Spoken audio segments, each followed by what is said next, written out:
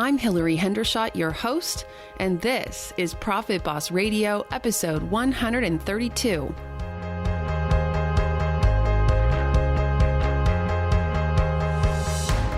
Profit Boss Radio is your weekly wealth mastermind. Profit Boss is also a community and a movement for women who are ready to take control of their money, break the glass ceiling, and give ourselves permission to finally have enough. Want the secrets of wealth to be yours? This is the place.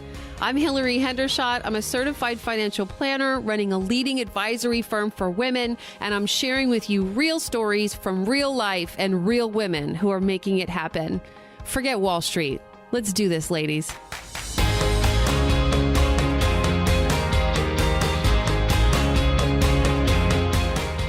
Hello, Profit Boss. Welcome to the first in a two-part series on asking for money, whether you call it negotiations, making powerful requests, or just earning what you're worth. It's a critical part of your financial life and a critical skill to master. In fact, it's one of the 7 steps to wealth, which is the framework this podcast and my entire coaching program is grounded in. So you've got to be able to ask for what you want and need to create a life you love and create the wealth that sustains it. So today we're talking with Dia Bondi. Dia calls herself a communications catalyst. For the last 20 years, some of the most extraordinary world leaders, CEOs, philanthropists, and innovators have considered Dia their secret weapon. Dia helped the city of Rio de Janeiro secure the 2016 Summer Olympics. That's pretty cool. Her clients include Intel, Mozilla, Dropbox, and Progressive Insurance. She's coached change makers at the Clinton Global Initiative and the Commonwealth Games Federation. In 2016, Dia took up the mic as an auctioneer to maximize fundraising for nonprofits that benefit women and girls. Dia is direct, magnetic, fierce, and insatiably curious, and she's passionate about helping women succeed. In 2019, Dia is launching a virtual learning program called Ask Like an Auctioneer. The subtag on that is Ask for More. Get it. I love it. Welcome, Hi, Dia. Hi. I'm so excited to be here and to be talking to your audience today. All right, Dia, why ask like an auctioneer? I have to be totally honest with you. When I think of auctioneers, I think of, first of all, cattle ranchers. Yeah, old guys in cowboy hats. I think of people who are yelling really fast and saying things I don't understand and asking for money that ultimately goes to other people. So how do we relate to ask like an auctioneer? Well, I feel like I have to go back and talk about like how this idea hit me, and then maybe it'll make a little bit more sense. Will that be good? Yeah. So let's see. For when I turned 40, I've been a communications coach and for nearly 20 years, as you mentioned in my intro. Thank you for that. And when I turned 40, and I kind of do this every 7 years, I really took a sort of self-imposed sabbatical. And during those times, I always really seek out an adventure. And one of the adventures that I sought out was to check off one of my items on my bucket list, which was to go to auctioneering school. And yes, there's like a thing called auctioneering school. And you're not wrong. It was like 100 cowboys and me. Yeah. And, I got hot on this because I have kids that are now in elementary and heading into middle school. But when I was involved at a preschool co-op, since I've been a communications coach and sort of comfortable in front of audiences, a lot of the mommies and daddies at our preschools said, hey, we're doing a fundraising auction. Dia, you should be the one to do it. I'd never done one before. And I thought, okay, I know nothing about what I'm about to do, but I put it together and I auctioned off maybe 12 items that night as a fundraiser, and I had an absolute blast. I did it the next year as well, and then I kind of put it in my back pocket. And then when I turned 40, and I thought, okay, what are the things that feels like an odd tangential adventure for me to just kind of infuse my brain with something new that feels like a stretch, but also feels fun and not too scary? Auctioneering school came up, so I went and did that thing. And when I was finished, I am passionate about helping women be successful. And when I was finished with that 10-day long it was 10 days? Yeah, it was 10 days in St. Louis. Me and 100 cowboys for 10 days in St. Louis. There were a handful of other women there, one woman who was a real estate agent who was looking to do auctioning of land and homes in her area. She lived somewhere in the Midwest. and a few other women who had grown up in the world of cattle and, hog auctioneering, whose families, they sort of like were part of a family legacy and had maybe been working at their family's auction house for a long time. And now it was sort of time for them to start playing around, stepping up to the mic. So, but nobody was kind of coming from the same perspective I was, which was, okay, if I'm going to do this 10 times a year, and this is an addition to my existing, thriving communications practice, I knew at the end of those 10 days, it kind of came together that what I wanted to do is bring this back home to the Bay Area and really focus on, if I'm going to do 10 of these a year or something, whatever fits into my schedule and whatever sounds fun, that I really wanted to focus on maximizing fundraising for nonprofits that positively benefit women and girls. Being in the face of working with lots of change makers, and particularly at the Clinton Global Initiative, I was really inspired by the women there that were focusing on that. And I thought this is a place for me to do it close to home. So I came home and spent a year kind of getting stood up. This is still relatively new to me. It's only been a couple of years that I've been doing this, but now I've had a great opportunity to do, a handful of these for significant organizations in the Bay Area. And I hope to keep doing it when there's a good match. Look, for the last lots of years, I've been doing this communications coaching, which is really helping people. My clients have not primarily been women. In fact, at the sort of VP and C level, and this is starting to change now, my client base has primarily been men because they've been, statistically, like the chances of me working with somebody at that level tends to be male. Again, that's shifting now.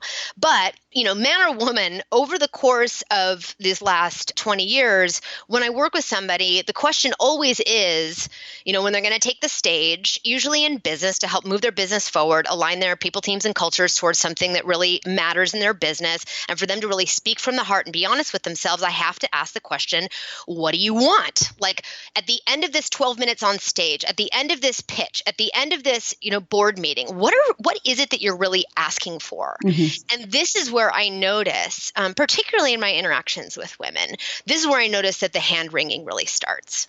And I always get the answer, well, what do you think I can get? Which is an interesting focus, Mm-hmm. And it's the kind of focus that, of course, so many of us in business want to do.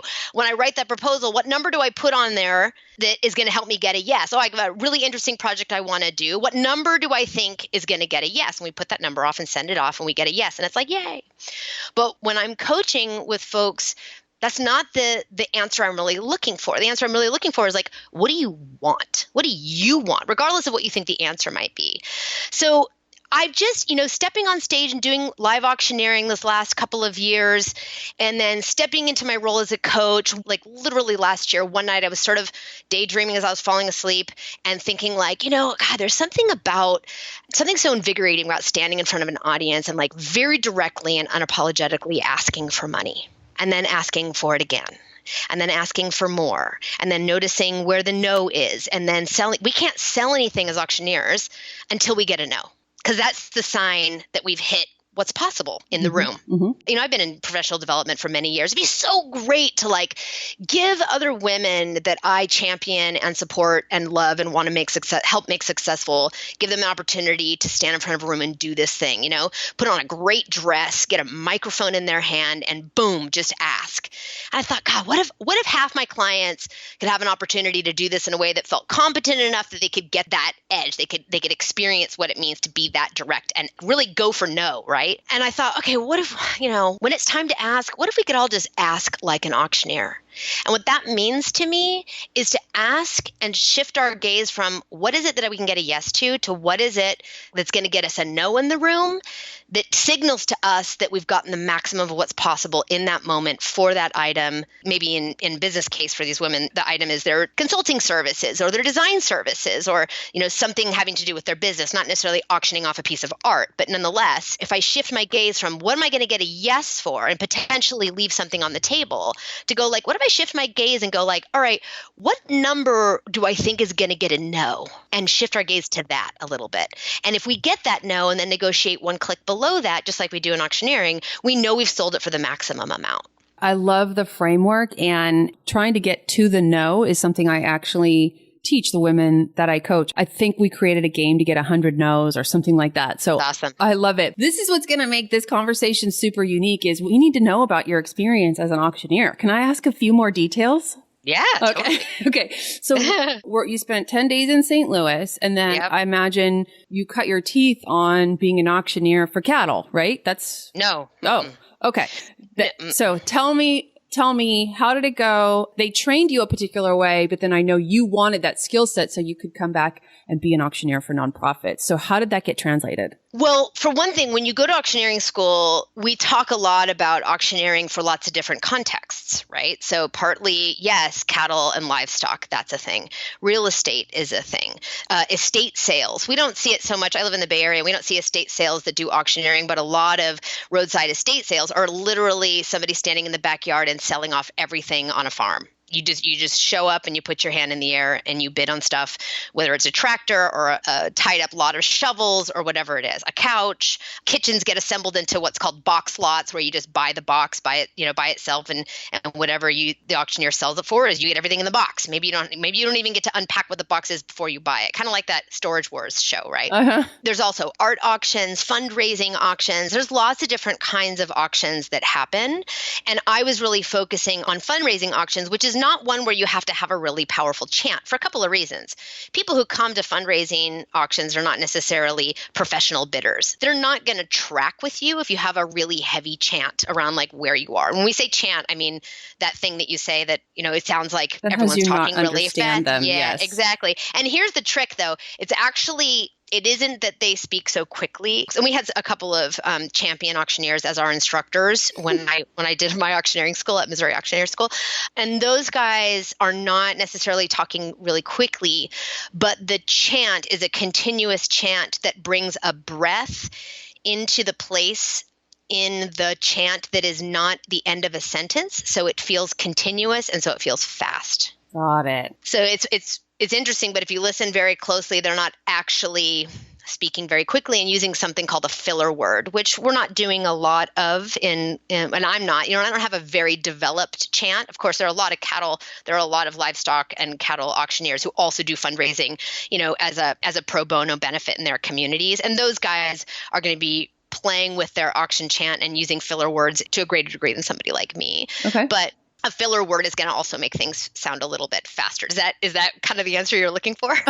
Well, I guess, no, it was more like I had this image of you in St. Louis with a bunch of cattle ranchers, and they teach you the way that they teach you. So there's like something to study, some textbook or something you had to learn. A chant. Okay. I did have to actually learn a chant, yes. Okay. And then they probably put you at the microphone 1 or 2 or 5 times, and then you come home to the Bay Area. Or 25 times. Okay. You end up in small groups working with each other. Yeah. And then you come home. And so what did you make it known to nonprofits that you now had the skill that you wanted to develop? When did you get to take action as an auctioneer in the Bay Area? Well, a couple of things. One is I had done a few auctions before ever going to auctioneer school, right? Because my preschool said, hey, Dia, will you do this? Because you're the one that's confident on a mic.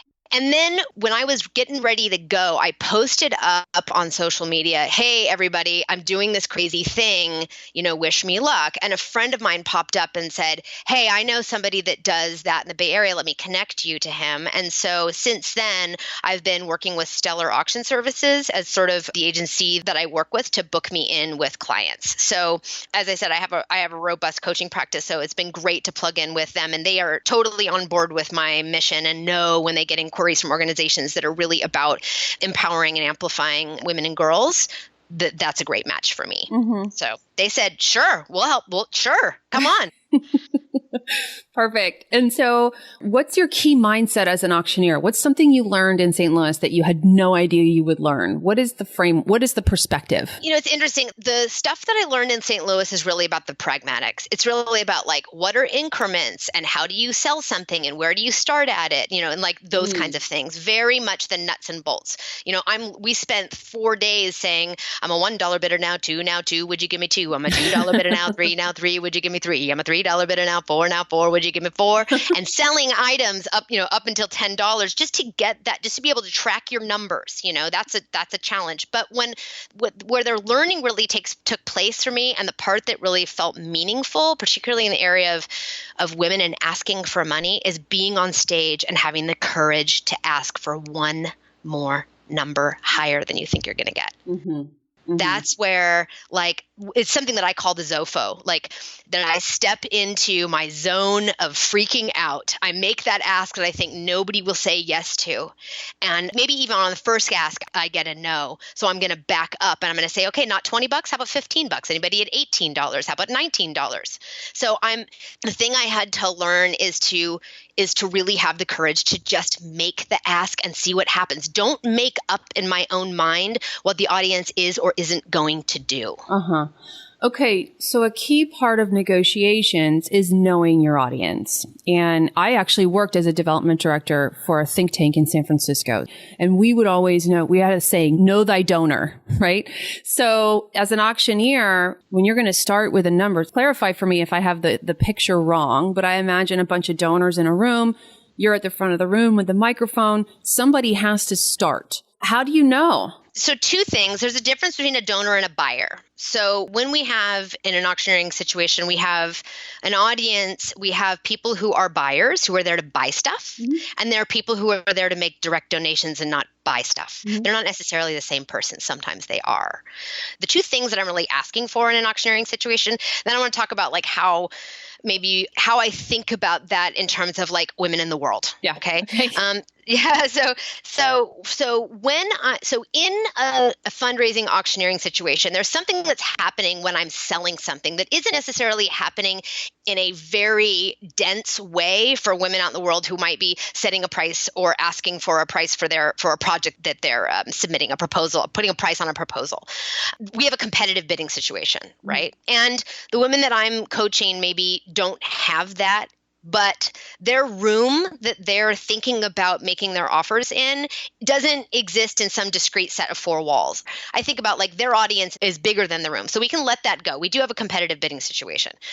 In a fundraising auctioneering situation, there's two things that happen. Yes, we get donations. The organization that I'm doing a fundraiser for, they get donations or they make purchases actually at a discounted price, and we resell those items in a competitive bidding situation. And I'm asking for more and more money until somebody in the room says, nope, I'm not going to go that high, and then I sell it for a click below that.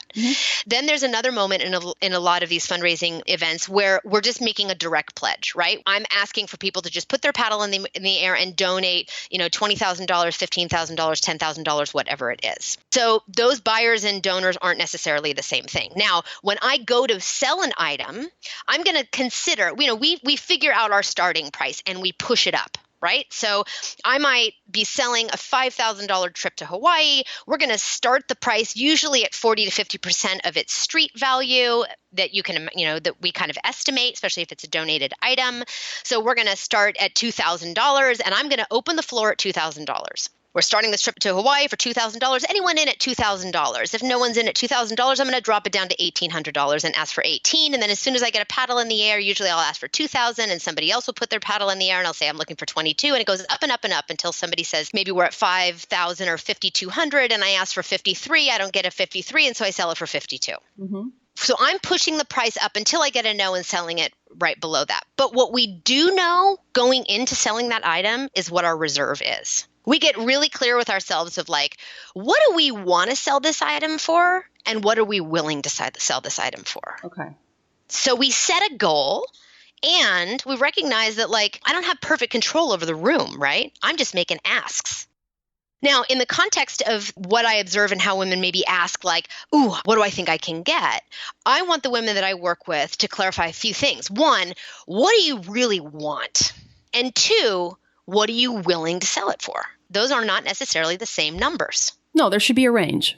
Absolutely. So we're going to get clear on both of those things, because if you're clear on what you would maybe do a gig for, maybe you're a communications consultant like me, and you're clear on like, I would do this gig for X number of dollars, but I'm going to ask for twice that and see where I go. And then I'm going to hopefully run up against a no, because that tells me like, ooh, I've hit the ceiling. And then I can say, oh, how about 10% less? How about 5% less than that? How about 2% less than that until I get that sweet spot? So being an auctioneer is not taking over your life. You're still a communications consultant at your core. Yes. And tell us how you're translating the lessons learned from auctioneering to a transformational program about making and asking for and getting more money. When I work in my coaching practice with folks one-on-one, what do you want is the beginning of a story. Like if I sit down with a client, this last year I got to work in Scotland with a woman who our first 4 hours together were like, what do you really want? What do you want to be known for? What messages do you want to be sticky? Like what space do you want to claim? And this is sort of to me a metaphor for what are you asking? Like what is an ask? There is a really similar response I get from people. Like stepping onto stage has all kinds of fright and excitement around it, sort of sometimes at the same time. When I work with, 2 years ago, I worked with a friend and colleague of mine who owns a nonprofit. We were crafting a pitch together, and she called me and said, "Hey, Dia, can you jump on the phone with me for a little bit? I got to go give this thing with a potential partner." I said, "Sure." And we worked on her story. And at the end, I said, "Well, what are you asking for?" And she said, "What do you think I can get?" And the number that she ended up asking for was twice what we discussed in our call. When we were identifying that number, like when we were kind of getting to it, it was a real similar combination of fright and excitement at the same time to really lay claim, like laying claim to a stage and laying claim to like a big ask feel really similar. They're like, they both have like this stage fright kind of reaction that I get. So in that case, what translates to me is like, I'm asking the same questions. If you're standing in front of a board and you're asking for, budget for a head count, are you asking for 3? Are you asking for 5? Are you asking for 12? Are you asking for a whole new division? What do you really need to do the thing you need to do in the world? Not different than going, oh, you're an independent UX designer and you've been working at $85 an hour for X number of time. Like, what do you really want? What do you really need to grow the practice and do the kind of work that you really want? And what does it mean for you to not leave anything on the table? I think how I would describe that, you use the words laying claim to a stage and laying claim to an offer, is like this moment where, we run around in the world like we know what's possible. Like the future holds basically, essentially, for most Homo sapiens, more, better, different versions of the past, right? And we don't run around like there's no roof on it. But when you make a big ask, you spend time in that moment thinking, well, what if they say yes? What's the future going to be like if it's dramatically altered by the granting of this request? That's totally right. And to me, like, yes, it's about getting more money or more recognition or more visibility or more resources in your organization, whether you're in-house or out of house, all of that. But for me, one of my promises with my communications coaching clients is to help my clients find the courage to speak from the heart. This is kind of not that different. Because so often in my comms coaching sessions, I'll listen to an executive dance around with a bunch of industry nomenclature and say what they're supposed to say and sort of be polite. And I can sense it a mile away. And my job is to go, hold the door for a second. What do you really want to say? And they will often say, oh my God, Dia, you know what I really want to say? And then now we're on to something. And look, in the coaching, my job is to go, great. Now that I know that, how do we say it so you don't get in trouble, or you say it so you get in the right kind of trouble. And so on the flip side, like when I hear in the coaching conversations I've had when it comes to asking, like the question, same thing, like, wait a second, you're pulling punches here. Like, really? What do you really want? And now when I get an honest answer, now we're on to something. And it is like laying claim is a really accurate way of thinking about it for me, because it's not like the money discussion is just a mechanism for talking about something bigger, talking about like what we really want, the impact we really want to have, about taking up space, about being willing to even to make an ask that is surprising or has potential rejection in it. This is deep.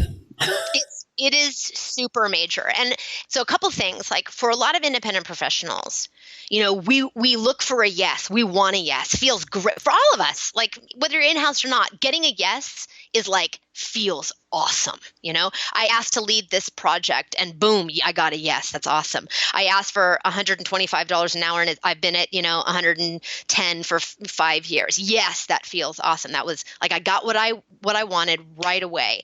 And it has the illusion of like, good job. And it feels satisfying.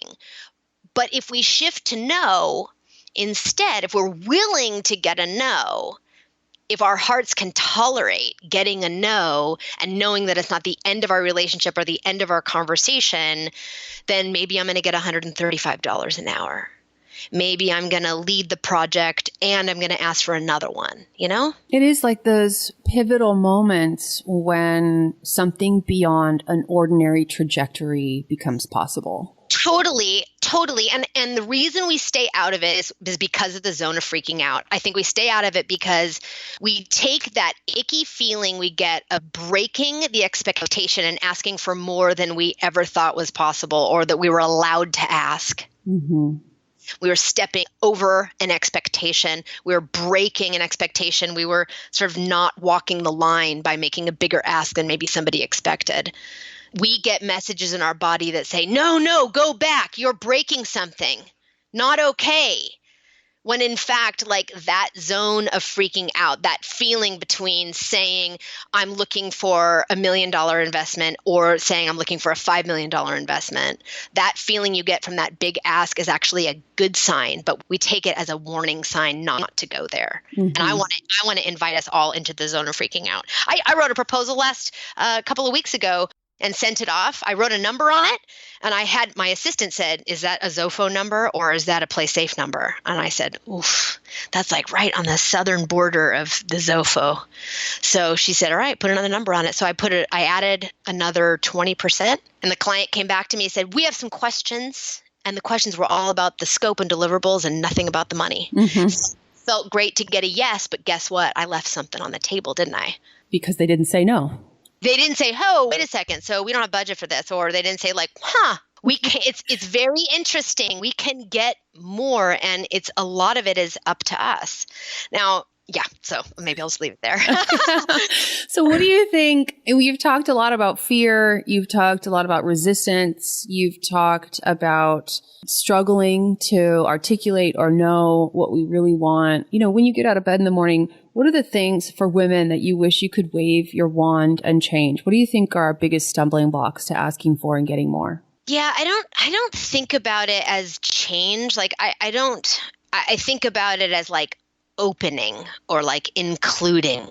You know, what I want is for all of us to be able to say to ourselves and each other, like what we really want, to feel free enough to stop holding secrets and like playing in agreeable ways, you know, to go for the agreeable number, but to go for the number that makes you and the people around you maybe a little bit uncomfortable and have that be okay. So, okay, the big number, the Zofo, but what do you say to a woman who's listening to this and thinking, okay, but Dia, you asking for 20% more and taking it leaves them 20% worse off. Who? The other? Yeah. Huh. Yeah, that's interesting. So say more about that. Well, in some ways, life is a zero-sum game. In some ways, it's not. But when it comes to, let's just say you're selling me your car. And you're either going to, Kelley Blue Book says it's worth $15,000, and you're willing to let it go for somewhere between $12,500 and $17,500. Mm-hmm. Now, that's a $5,000 window. And I'm going to get it for either the low end or the high end of that. But if you end up with $17,500 of my dollars when you would have taken $12,500, I've essentially disappeared $5,000 of my dollars.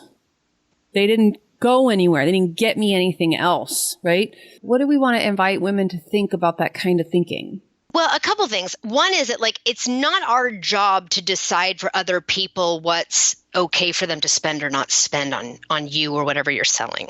Mm-hmm. That's not our responsibility.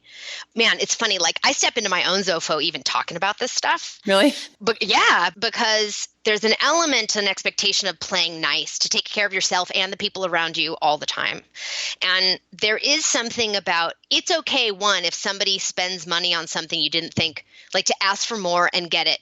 What that means is the thing that the person just bought from you has just that much value to them. And for us to decide that for them is sort of too much. It's too much. I mean, when I'm selling an item in a fundraising event, I'm going to get somebody who says like, yes, I'm in at 5,000. And I'm going to say, anybody else in at 5,200? And if nobody is, I might say anybody else at 51. And somebody might put their paddle in the air at 51. And and now the person that wanted it at 5,000 doesn't get it, but maybe they're going to get it for 52. They're going to go into a battle. That belongs to them. What somebody spends money on or doesn't spend money on belongs to them. What belongs to us is making a bold, courageous ask that gives us what we want. And if we get a no, to then grapple with that. Yeah. I think about it sometimes like this is like, there is nobody on the planet, not, what are we, 8 billion people now? No one is as interested in my financial success as I am. In fact, maybe by a factor of 10,000, right? Yeah. Like nobody's taking care of me except me. And I don't say that as some, we're all on our own kind of eat or get eaten kind of a world. That's not what I mean. It's like, no, yeah. Nobody's going to take care of you if you don't. No. And I think that this idea of like, either I'm out for me or I'm not is too binary. Right. Like there's a way for me. I mean, I hold this disposition when I think about working with my clients, when I say like, here's how much this project is going to cost, that like, I'm signaling the value that it has to me, and with the answer that I get back signals the value it has to them. That's great information for me to have. Right. Like for me to get a no that is still above my reserve. My reserve is, the minimum that I would do it for. And being in conversation with my client about that is a great signaling about what they value, how they value it, how it fits into their reality. And it doesn't work necessarily in absolutes either, because I have clients that I do low bono work for, and I have clients that I do full fare work with, right? And those clients value it sometimes not equally, but in the direction you wouldn't think. Like the person that's getting it low bono may value it to a degree that is because that low bono price is an incredible stretch for them. Mm-hmm. It may have an incredible value based on the context that they're in, that I can hear and see in my conversation with them, where sometimes the full fare clients, like, I'm on the low end of where they value it. So I don't think of it in terms of like, at this price, something is worth something, and at this price, it's not. It's all very contextual. I can sell the same item in a fundraising auctioneering context at 3 different galas in the week and get a different price for it each time, because what it eventually sells for, it says a lot about the value that it holds for the people in the room, mm-hmm. not necessarily for me, right? So I like to think about the price that you get as a measure of value for both parties, And if I'm talking my client into a price that they're going to resent, that's something that I do have to sense, because it can, well, for one, it's their responsibility to say yes or no and do it honestly. That's not work I can do for them. But secondly, if I sense that they're saying yes with resentment, for me to actually bring that into the conversation. Because one thing we don't do as auctioneers is badger people into spending more money than they want to. I have to respect their answers. Right. You have to expect them to speak their truth. Absolutely. I have to respect my ask and respect their answer, and come to it with gratitude and openness, but also firm boundaries. Well, I imagine then, and this is a sidebar, but I imagine, let me just ask, has being an auctioneer, has this secular view of money and trading large amounts of money in a room quickly, has it altered your own money mindset? Do you see your money differently now? That's a great question. Because when I think about my money, I think about it in a couple of places. I think about my family money and my wealth building that my husband and I, collaborate on. Mm-hmm. I think about our household money, which is like our spending money, groceries and stuff, right? Like the nuts and bolts of our life, like what we need to operate our lives. And then I think about the money transactions that happen in my business that, it's funny. I always think about money as points, like a point system.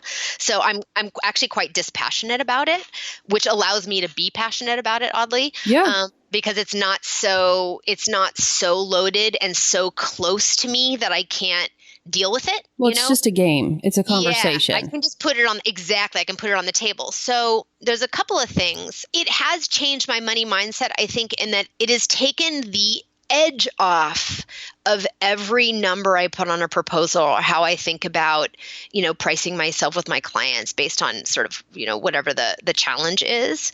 It has also been a fantastic adventure and exploration in what is important to me in a particular client transaction. Because sometimes the reserve, the minimum that I'll do something for isn't financial at all when I get really clear about what is it that I want. Sometimes the what is it that I want is about I want to ask for enough money that makes this possible for me, but what I'm really after is being in a new context I've not been in before and learning something new, or getting involved in a community I hadn't had access to before, or right? So those can all be parts of the what is it that you want? Yes. So I think that does really answer my question, because you would have to be more analytical, more secular about money to do what you do. And I can just hear it in the way that you talk about it. So I think that's powerful for women to hear, for my listeners to hear how you think about money.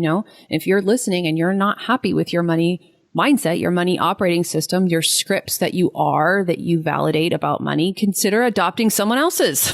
Well, I don't know where we are on time, but I want to add something that is something that hits me in the gut a little bit, which is this idea of get paid what you're worth. Yeah, I've talked about that on the show. I don't love that phrase. I don't like it at all. I don't like it at all for a couple of reasons. And one of which is that it loads up the no so heavily that it makes us focus on yes. Because if what I'm worth is rejected, then what? I'm worthless? Yeah. I'm not worth that? When, again, what something sells for isn't an absolute mark of its value. It is highly contextual. It is at this moment in time with this audience at the stage of their challenge. Given the emotions they're having. It's exactly. It is, you could sell that same service, that same item to a different client tomorrow, and it could be a different price and have a different value. And the value is so I want to shift that. I want to flip the script, and stop saying get paid what I'm worth. And instead think about the price is just one of the measures of value. Yeah. And it is a phrase that I use, I talk about, do you want to get paid what you're worth? Because it's where some people are. It's what they're thinking. Yep. But you don't have a worth. We are all, and I say this with my coach, we talk about this all the time, that we are all worthy. When I gave, there's a 45-minute talk for Ask Like an Auctioneer that I gave at the 3% conference in November. And, I had 300 people in the room. What am I going to say to them? Am I going to say oh yeah, if you get a no, then you're not worthy? No, right. We are all worthy. Put your tail between your legs and go home. You done. Exactly. And what I want to do is lower the stakes of getting a no and see it more as a dance of curiosity and boldness. You can say my writing rates are $150 an hour, and somebody can say, oh, I want to work with you. And I don't that is outside of the boundaries of what I can do. And then you can say, oh, really? Tell me a little bit more. And maybe you settle on a rate that is $130 an hour, but you now get to do 5 guest blogs, as part of an exposure, program that gives you more clients through a client that you love and wanted to work with you, couldn't afford you at that rate, but deeply values you because $130 an hour is their highest way they can value you. But if you go into it with a reserve of $125, you're still inside your range. So what are you really worth? $125, $135, or $150? I mean, my low boner work with my clients, is a different rate than my full rate. Which one am I worth? I'm worth all those. Right.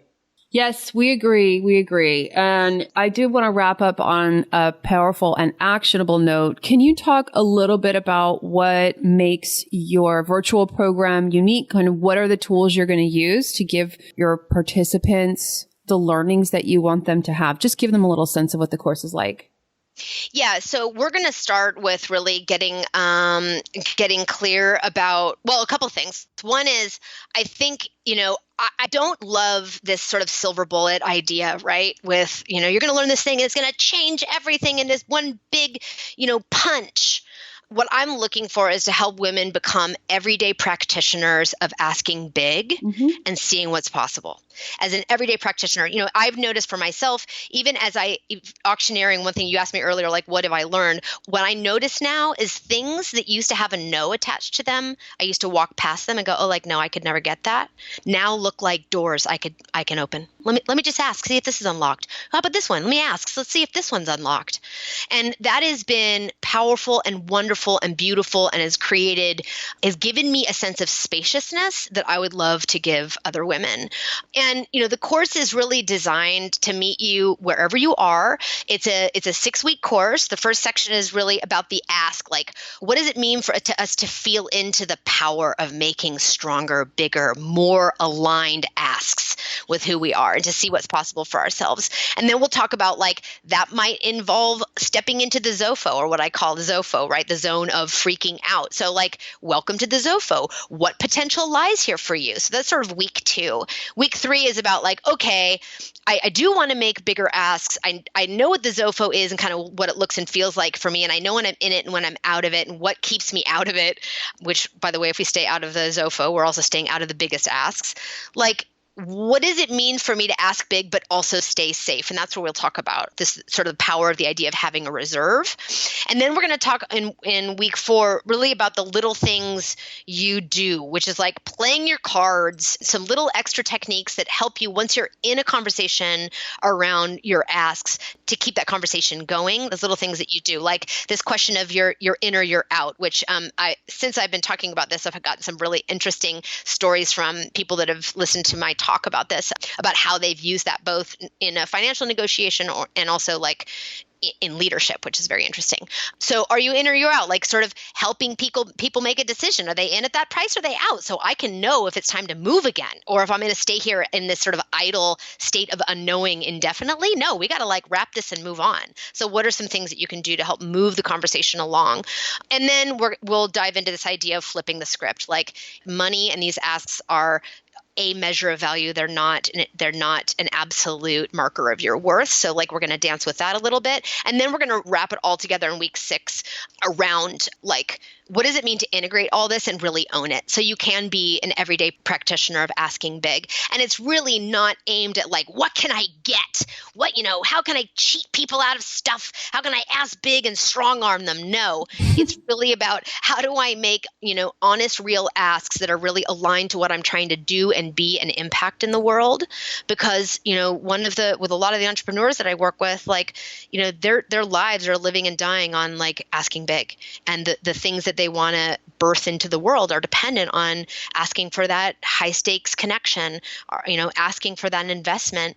Like, when it actually is time to make the ask, open your mouth and do it in the boldest, most honest, most aligned, most heart-centered, most courageous way. I love it. You've really put your heart and soul into this thing, and you're offering my listeners a pretty cool thing, which is a discount. And I'm trying to remind myself the base price for the course. I think it's $8.99 to start. It is $8.99. So interesting. A friend and colleague of mine, I hosted a salon at my office a couple of weeks ago where we talked about this. She left. She's an out-of-house, like, retained in-house counsel, basically, for women-led startups and women who are trying to make an impact in the world with their businesses and socially responsible businesses. And 2 weeks later, we went out for lunch. She said, "You know what? I stepped into the ZOFO." I said, "What'd you do?" She said, "Well, after the salon, when we were talking about making big asks, there's a conference I wanted to go to, but I had already spent my budget for the year on my own sort of professional development, and this thing was really pricey. So I cold called the organizers and said, hey, here's who I am. Here's what I'm trying to do in the world. A 30% discount would make it possible for me to come. A 50% discount would make it so I could stay on site overnight and make it work for my budget. I'm curious if you have any discount codes you're offering." And they got back to her in 48 hours and said, "We would love to have you. We don't have any existing, but we've made one specially for you. How about 40% off? Can you be here?" And she said, "Absolutely." So for a nearly $2,000 conference, she was able to earn back over, like, what would be half the cost of the course. So this stuff, like, what I want is for women to be able to turn this around and get value on it right away. So yes, your listeners are going to get a 40% off coupon code if they enter the word BOSS into their checkout. And they're right now for the first cohort, as you mentioned early in the call, like this is the beginning of this launch. For the first cohort, there is an existing 40% discount, but that will only last through the first month when we're offering it in March. But your listeners will get it throughout 2019. So love it. They'll get that throughout the year. Also, I gave the 45-minute talk for Ask Like an Auctioneer at Pandora about a month and a half ago. And if your listeners sign up for my mailing list, they're going to get that in their inbox, broken into a 3-part series. So that's something that they can get immediate value from, and that will come to them at no cost. Okay, great. So we're going to link to both of those in the show notes. Just go to hillaryhendershot.com/132. That's the episode number. That is a redirect. It'll go to the show notes for today's episode. The website for Ask Like an Auctioneer course is asklikeanauctioneer.com, but you can access it by going to the show notes. And again, the discount code is BOSS. That's great. And if your folks, just last little bit, if your folks are listening on mobile right now on their favorite app, if they just open their messaging app, they can text the word ask to the number 66866 and they'll automatically get enrolled into that mailing list. So yeah. So techno forward. I love it. I know. It's so useful. I mean, we all live on mobile so much. Sometimes it's so much easier just to jump on your text device and text the word ask to 66866 and there you are. All right, Dia, thanks for joining us on Profit Boss Radio. And if you're listening, I encourage you, no matter where you are, just think about what it is that you really want and go ask for it. Let us know about it. I'd love it if you take Dia's course. But either way, thanks for being a Profit Boss listener. So fun. Thanks for having me. I am so excited to announce that the 50K Wealth Multiplier Experience coaching program is back, ladies. Do you want to increase your wealth by $50,000 in the next 2 years? Of course you do. Just imagine the peace of mind. Imagine the freedom and security. As successful women, we want to see our work translate to living the life that we want. But the reality is that too many of us feel trapped by our finances. If you struggle to experience true peace of mind when it comes to your finances, if you're an entrepreneur and feel tied to your business because cash flow is unpredictable, if you want better control of your money, but right now you doubt your ability to handle wealth responsibly, your reality can start to change now. What if I can show you how to begin experiencing sustainable growth in your financial life in the next 7 months?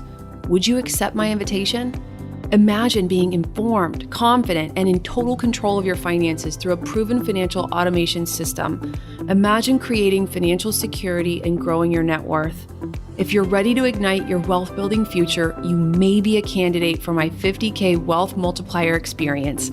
I'm opening registrations for the second year of this successful program in April of this year, 2019, and the opportunity is only open to a select group of applicants.